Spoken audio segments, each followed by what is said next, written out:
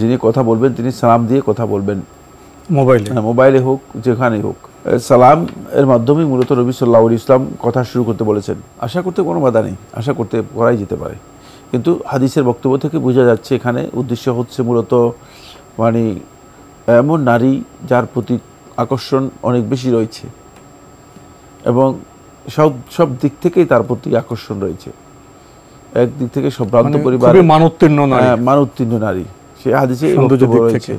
সুতরাং মানে আমরা আশা করতে পারি যে সেক্ষেত্রে যদি সম্ভ্রান্ত নাও হয়, যদি এমন হয় থাকে তার কোনো ব্যক্তি যদি আল্লাহ সন্তুষ্টির জন্য তিনি এই অপরাধ থেকে নিজেকে রক্ষা করেন এবং নিজেকে হেফাজত করেন, নিজের চরিত্রকে হেফাজত করেন, তাহলে তিনি এই মর্যাদা পেতে পারেন।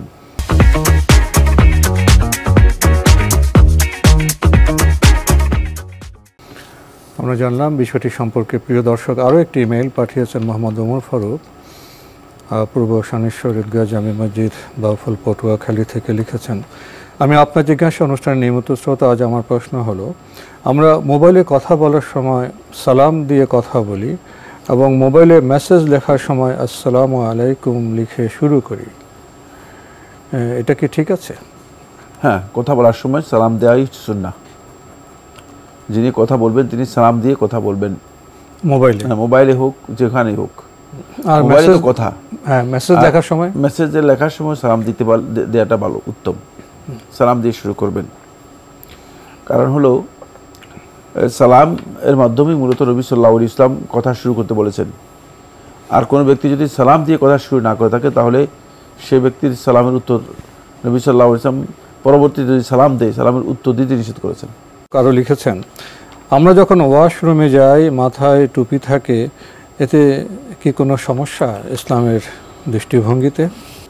ওয়াশরুমের জন্য শর্ত নয় যে মাথায় টুপি থাকতে পারবে না, বরং আরেকজনদের কেউ বলেছেন যে ওয়াশরুমে যাবে মাথায় টুপি থাকবে, মানে তারা বলেছেন যে টুপি থাকাটাই হচ্ছে মানে সুন্নাহ, যদিও এই বক্তব্য শুদ্ধ নয়। মানে আমাদের একদল আলেম তাদের বক্তব্য হচ্ছে ওয়াশরুমে যাওয়ার আগে মাথায় টুপি দিয়ে যাবে এবং টুপি সহ মাথা ওয়াশরুমে যাওয়া এটা হচ্ছে সুন্নাহ।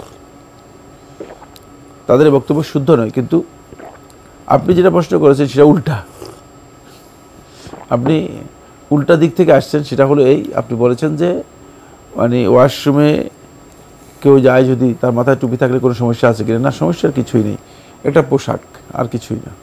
তাহলে টুপি নিয়ে ওয়াশরুমে যাওয়া যাবে, টুপি ছাড়াও ওয়াশরুমে যাওয়া যাবে। আমরা জানলাম বিষয়টি সম্পর্কে। প্রিয় দর্শক, আরও লিখেছেন, নামাজে রুকুতে সুবহানাল্লাহ আল আজিম যত খুশি ততবার কি বলা যাবে, এবং সেজদায় সুবহানাল্লাহ যতবার খুশি ততবার বলা যাবে কি?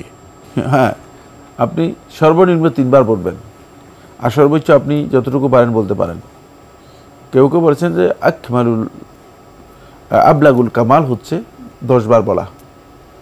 এই মর্মে কারো কারো বক্তব্য সাব্যস্ত হয়েছে সালাফদের মধ্য থেকে। আকমালুল কামাল অথবা আবলাগুল কামাল মানে পরিপূর্ণতার সর্বোচ্চ দিক হচ্ছে অন্ততপক্ষে 10 বার তিনি বলবেন, কিন্তু সেটা নির্ভর করছে তিনি আসলে কীভাবে সালাত আদায় করতেছেন। ব্যক্তিগতভাবে সালাত আদায় করলে ঠিক আছে, কিন্তু যদি জামাতে সালাত আদায় করে থাকেন তিনি জামাতের প্রতি তার দৃষ্টি থাকতে হবে। তিনি খেয়াল রাখতে হবে যে জামাতে আছে দুর্বল লোক আছে, অসুস্থ লোক আছে, মহিলারা আছে, শিশু আছে। জামাতে তো এক প্রকারের লোক না, অনেক প্রকারের লোক রয়েছে।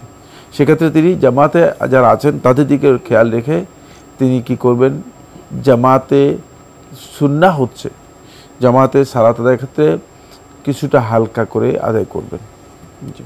আমরা বিরতিতে যাব, যদি ছোট্ট করে বলতেন। উনি শেষে জানতে চেয়েছেন, নামাজের সেজদায় কি দোয়া ইব্রাহিম বলা যাবে?